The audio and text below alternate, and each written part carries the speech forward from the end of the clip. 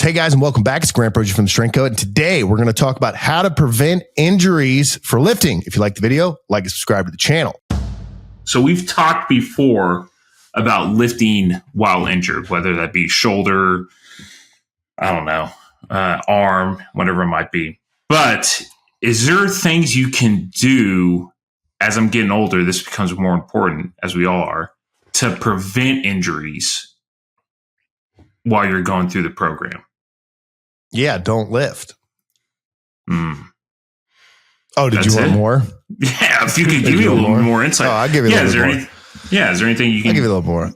So lifting to prevent injuries. I think it is a good question. Is there a way to lift? And the answer is yes. I think for the new person starting to lift, I do think form matters, some technique, form, whatever you want to call it. I also think that people generally worry about that too much. I think that injuries and tweaks for the new lifter just getting started generally happen for like advancing too fast. And I'm a starting strength fan. I'm a fan of like a quick, rapid novice linear progression, adding, 15 pounds to the bar per week with 5 pounds per session. But I do think sometimes it's, hey, I don't usually deadlift. I, run all the time. I do all this stuff. And then I go to a CrossFit gym, or I go to 1,000-pound club event because I'm a Marine, or, I go to something that all of a sudden I need to like really prove and utilize my strength. And most of the time, like the injuries happen outside of the gym. We'll talk about the ones that happen inside the gym here in a second and how to prevent them. But that's generally what happens. So it's like, young men they'll go to deadlift.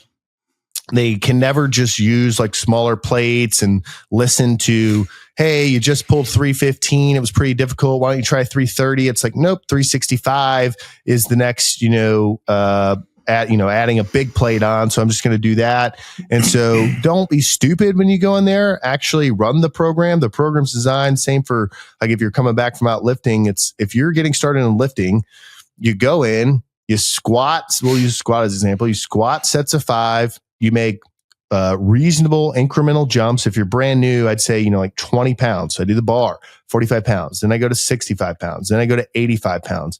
And then I go to a weight where it is challenging, but I have no fear that I can complete a set of 5. I could probably do, more.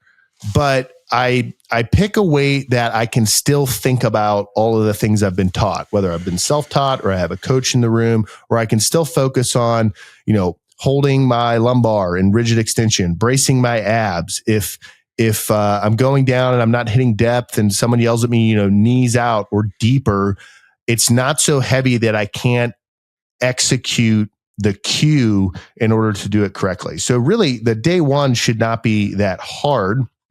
And if you do day one correctly, then the 5 pounds per session is actually pretty manageable for a while. But it's, hey, I squatted 135. Now I'm going to go 140, 145. If you did 145 for 3 sets of 5 on Friday and you go to walk into the gym on Monday, you're not going to like blow out your back or explode your spine. Nothing weird's going to happen from a 5 pound increase. You're going to be just fine if you take a slow, methodical approach.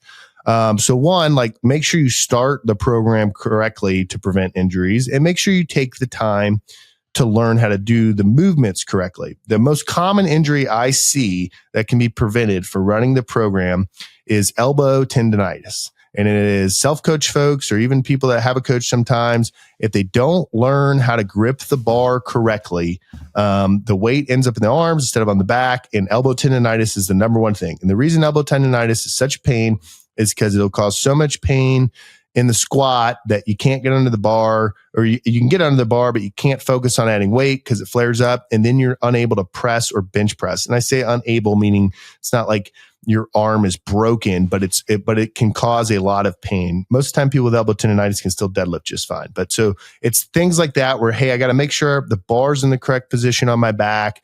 Elbow tendonitis is like the number one thing that can be prevented through coaching. With that said, I don't think you need coaching all the time. I don't think that you need coaching forever, but I do think you need coaching for a period of time to learn how to do it correctly, and also to learn how to lift heavy. So when you first start, the limiting factor is not going to be your physical strength. It is going to be your skill. Your skill and your ability to conduct the movements is what is going to limit how much weight you can put on the bar. And then as your skill improves and your strength's improving, at some point it'll become your physical strength is the limit. And then you get into the stress recovery adaptation cycle. We have a video on that. And okay, am I doing all the recovery stuff right, et cetera? So that's number one, how to prevent injuries. Number two, how to prevent injuries. And this is some like works for me, works for people I coach, may not work for everyone. But I've found that when people get strong, and I use the term strong loosely, I'm aware that Thor just deadlifted, 1,100 pounds or whatever. Like I'm aware that people are really strong, but I'm talking stronger than the average human being that you meet. Maybe someone's squatting double body weight for sets of 5, or, deadlifting double body weight for sets of 5, or, they're doing something. Most people can't just walk into the gym and deadlift 405. They have to do some type of training. I think that most young men can deadlift 405, but they don't. Most people have trained to get there. So what I've found, particularly for the demographic that I work with, which is like men 30 to 70, is that once they get their numbers up, squatting and deadlifting super heavy in the same day isn't good for them. That tends to lead to tweaks, tends to lead to pain. So I find that, hey, separating it up, maybe either by adding an additional training day in the week, or, adjusting the program so that the reps and sets are different. So maybe I squat heavy and then I bench press. Maybe I don't deadlift at all. Or if I do deadlift, just to work the movement pattern, maybe I do it lighter, or I do a movement like a straight leg deadlift or a barbell row or a Romanian deadlift, or something that's still working the things we're trying to work, but the nature of the movement uses less muscle mass and therefore can't be loaded as heavy. So I think program adjustment when you've reached the end of the novice phase is very useful for preventing injuries. And sometimes people just, they read the book, Starting Strength, they listen to the podcast, they listen to us and our videos talking about, hey, you need to run this program before you do anything else. And they become very hard-headed about it. And they stay in that, and then they get tweaks and pains. And sometimes it's not in the gym. It's, hey, I've been lifting really hard, grinding out sets of 5 on the squat. And so now I'm beat up on my recovery days, or, during my recovery time, and I'm helping a neighbor move a couch down the stairs, and I tweak my back. And is it the squat's fault? No, but it's like, hey, maybe I'm hurt and I'm tired, or I'm worn down. And then now I do like a weird movement under load.